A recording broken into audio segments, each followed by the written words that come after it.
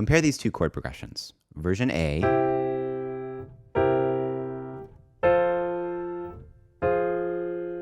and version B.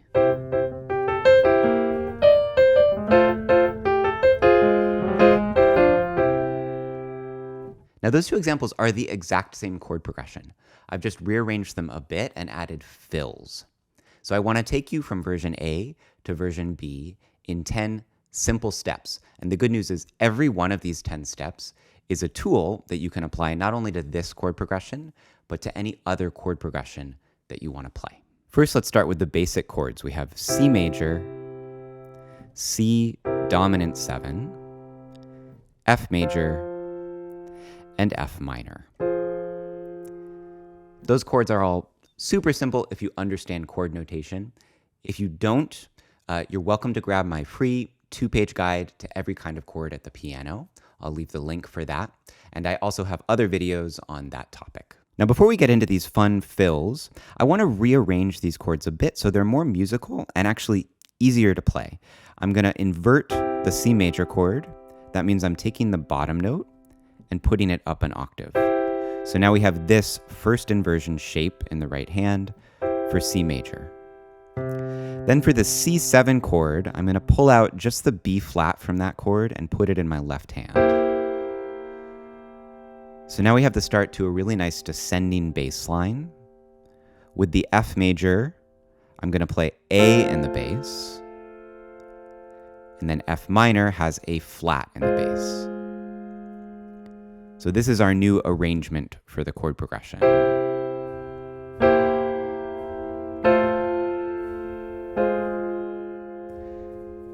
Just get comfortable with that because that's the foundation for everything else we're going to do. Now we have our first fill. And I'm going to start by just using the rhythm of this fill, but we're not adding any new notes. We're only arpeggiating the notes of a chord that we're already playing. Check it out.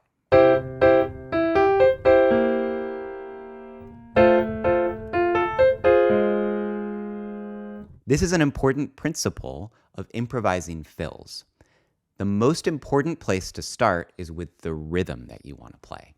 And that's often easier for people to improvise than knowing exactly what notes are going to work. If you can come up with the rhythm that you want to hear for a fill, then it's relatively easy to experiment with different ideas for the notes of the fill. So start by getting really confident with this rhythm. We'll count it like this: 1 and 2 and 3 and 4 and. And you notice on the and of 4, there's a strong chord. That's called a pushed chord. It's coming on the 8th note that anticipates a strong beat, in this case, the strong beat 1 of the next measure. So that's often a difficult rhythm for students. I want you to focus on playing and of 4 and then immediately landing on beat 1 of the next measure with your left hand. 1 and 2 and 3 and 4 and 1. If you can just get that much, you've got the basic coordination of a push. We can now apply that to the next two measures.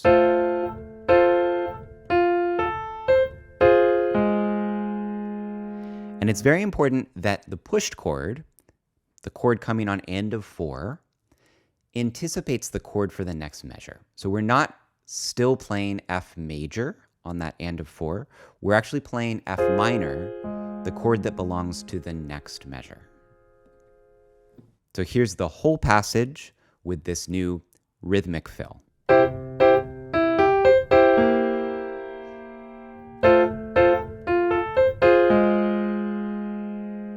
Now let's use the actual notes that I used in version B of the chord progression.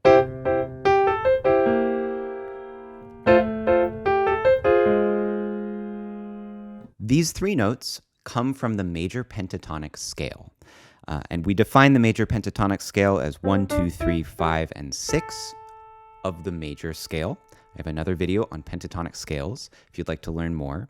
But in this case, we're just using 5, 6, and 1 of the C major scale to create this fill.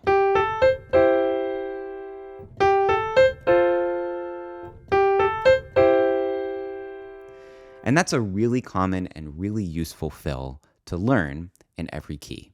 5, 6, 1 as a pickup like this. Now let's play a basic version of the second right-hand fill.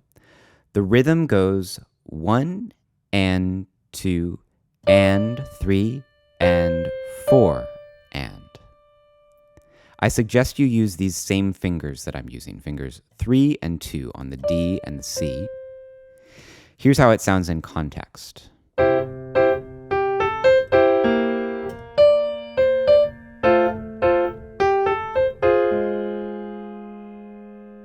Again, the rhythm is the most important part of that, and there's some syncopation there. So start it very slow, then speed it up and see if you can put it into context. And we're already starting to really sound like the version B of this chord progression. I want to add in a little bit of blues. So as a grace note, going into this D, we're going to just glance off E flat. So that's the flat 3, and that's the only note that's different between a pentatonic scale and a blues scale.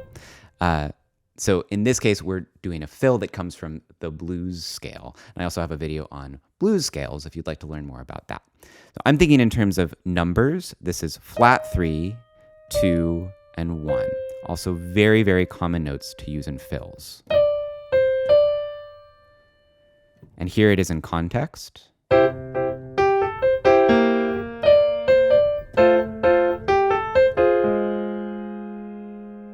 Now, we've only filled with the right hand so far, but I have a little bass fill now for the left hand. This is like something that the bass player might do to add a bit of melody in between these long held out notes.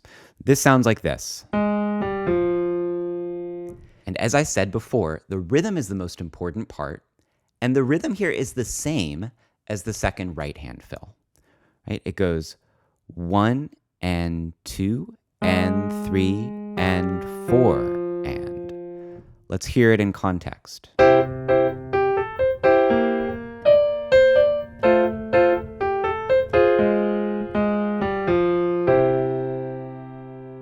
I know students are going to wonder, where do those notes come from?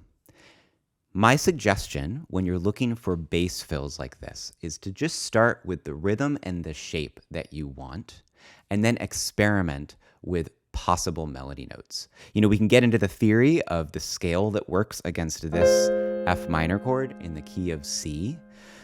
I think the best scale to use against this chord is a mixture of C major and the top 3 notes of C minor. So you could call that an F melodic minor scale or a C mode mixture scale. But you don't really need to know any of that theory in order to find a good sounding bass melody here. You just need the idea that you want it to go boom, boom, boom. And there are a number of different notes that could work for that.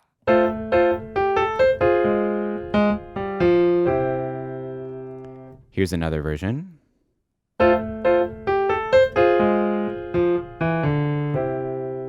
And yet another version.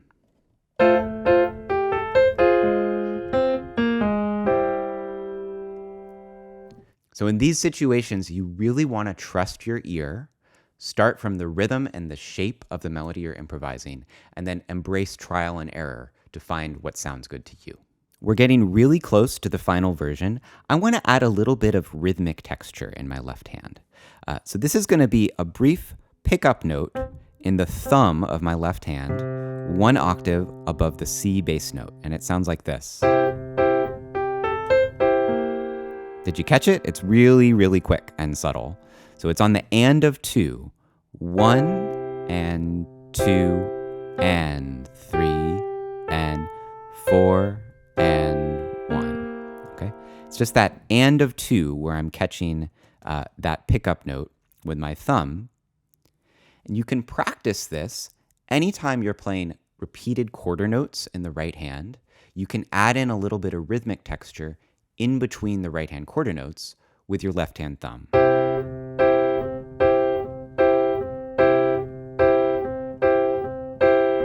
So my left hand is only playing 8th note pickups with the thumb, just repeating the same bass note 1 octave higher.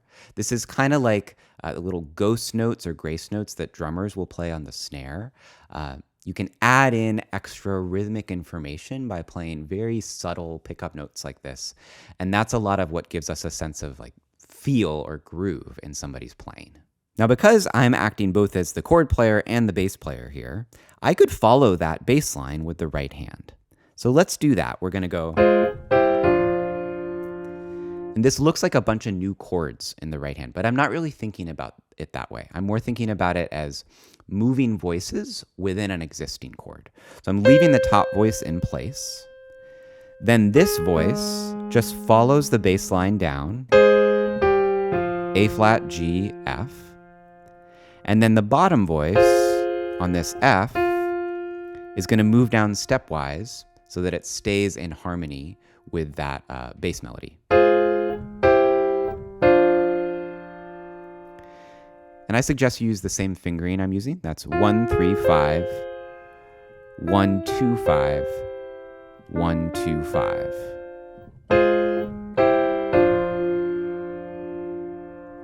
We've only got one step left, and it's very subtle, but fun. The left hand now is going to roll into some of these bass notes.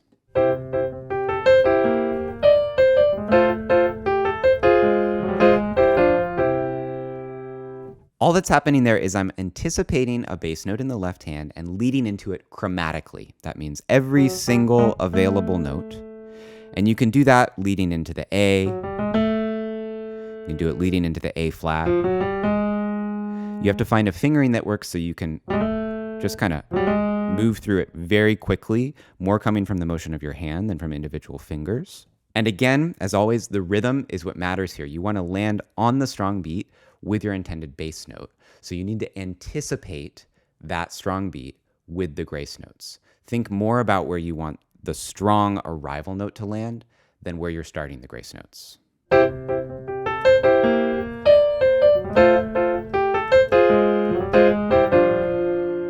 And sometimes with things like this, you need to take them really slow and then eventually kind of take the leap into playing them at tempo. So I can take it really slow.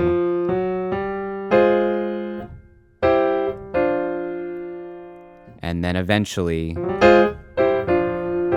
I'm hearing it more as kind of a gesture. And with that, we've gone through all 10 steps and arrived at version B.